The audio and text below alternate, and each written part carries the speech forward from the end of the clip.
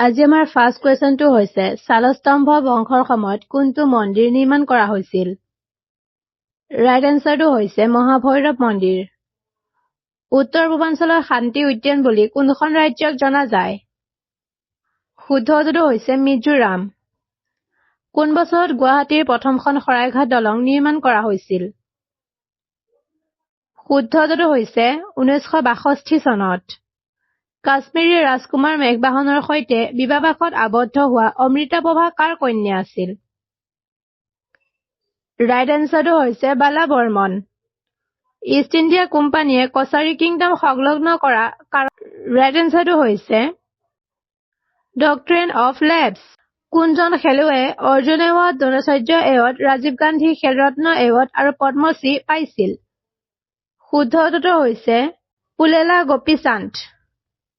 প্ৰাক্তন ফুটবল খেলুৱৈ তথা বৰ্তমানৰ মণিপুৰৰ মুখ্যমন্ত্ৰী শ্ৰী এন বীৰেন সিঙে চৰকাৰৰ কোনটো সংস্থাত কাৰ্যনিৰ্বাহ কৰিছিল? ৰাইট এনচাৰটো হৈছে BSF।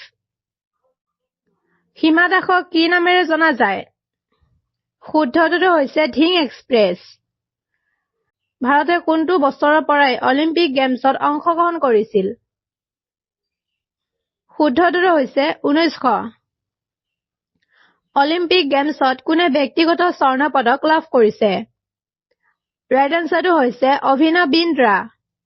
MS ৱৰ্ডত মেইলিং লিষ্টক কি নামেৰে জনা যায়? ৰাইট এনচাৰটো হৈছে data search. 1 megabyte equal? Right এনচাৰটো হৈছে 10 লাখ বাইটছ। স্প্ৰেডশ্বীটত তথ্য কেনেকৈ সংগঠিত কৰা হয়? ৰাইট এনচাৰটো হৈছে ৰ এণ্ড কলমছ। পোৰ্ট্ৰেইট আৰু লেণ্ডস্কেপ হৈছে?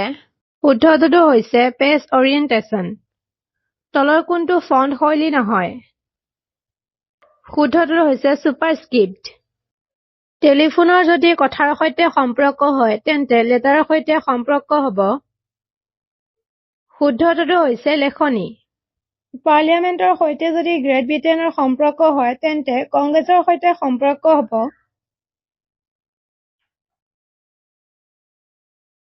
শুদ্ধটো হৈছে USA। তলৰ কোনটো ৰেচলিং, কাৰাটে আৰু বক্সিঙৰ সৈতে একে? ৰাইট এনচাৰটো হৈছে জুডো। সূৰ্যৰ আটাইতকৈ ওচৰত থকা গ্ৰহটো হ'ল মাৰ্কিউৰী। কোনটো গ্ৰহই সেউজীয়া পোহৰ নিৰ্গত কৰে? ৰাইট এনচাৰটো হৈছে ইউৰেনাছ। আন্তঃৰাষ্ট্ৰীয় তাৰিখ ৰেখাই কি বুজায়? শুদ্ধটো হৈছে 180 ডিগ্ৰী লেংগিটিউড। স্কাৰ্ভি ৰোগ কোনটো ভিটামিনৰ অভাৱত হয়? ৰাইট এনচাৰটো হৈছে ভিটামিন চি। তেজৰ দ্বাৰা পৰিবহণ কৰা অক্সিজেন অধিকাংশই? ৰাইট এনচাৰ হিমোগ্লবিনৰ সৈতে বান্ধ খাই থাকে। আইষ্টপ হৈছে একেটা মৌলৰ পৰমাণু যাৰ বেলেগ বেলেগ নাম্বাৰছ অফ নিউটনছ। চিনসমূহৰ বৰ্ণনা সৰ্বোত্তভাৱে কৰা হয় long double of nucleic acid.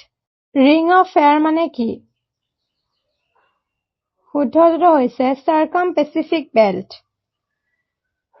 ভগৱান বুদ্ধৰ প্ৰকৃত নাম কি? শুদ্ধটো হৈছে সিদ্ধাৰ্থ। লিভিং হিষ্টৰী নামৰ আত্মজীৱনীখন কোনে লিখিছিল? ৰাইট এনচাৰটো হৈছে হিলাৰী ক্লিণ্টন। ৰাষ্ট্ৰীয় ষ্টক এক্সচেঞ্জ ক'ত অৱস্থিত? শুদ্ধটো হৈছে মুম্বাই। প্ৰথম অসমীয়া ভাষাৰ আলোচনী কোনখন? শুদ্ধটো হৈছে Arunodoi. Man is a political animal বুলি কোনে কৈছিল? ৰাইট এনচাৰটো হৈছে এৰিষ্টটল। শিশু সাহিত্য ৰচনা কোনে কৰিছিল? শুদ্ধটো হৈছে ৰবীন্দ্ৰনাথ টেগোৰ।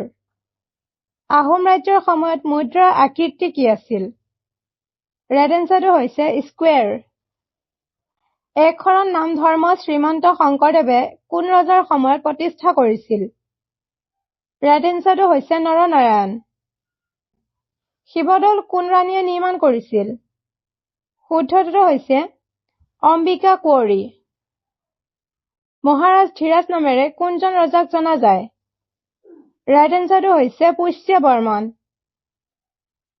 গল্ডেন লেংগুৰ ক'ত পোৱা যায়? শুদ্ধটোতো হৈছে চক্ৰশিলা। মৌলিক কৰ্তব্যসমূহ ভাৰতীয় সংবিধানত অন্তৰ্ভুক্ত কৰা হৈছিল। Right answer 1976। ইণ্ডিয়াৰ soul lives in village বুলি কোনে কৈছিল? ৰাইট এনচাৰটো হৈছে মহাত্মা গান্ধী। ভাৰতৰ ৰাষ্ট্ৰপতিয়ে কিমান সদস্যক লোকসভালৈ মনোনীত কৰিব পাৰে? শুদ্ধটোতো হৈছে 2 জন। আজি আমাৰ শেষৰটো প্ৰশ্ন হৈছে The Constitution of India describe India as a right এনচাৰটো হৈছে Union of States।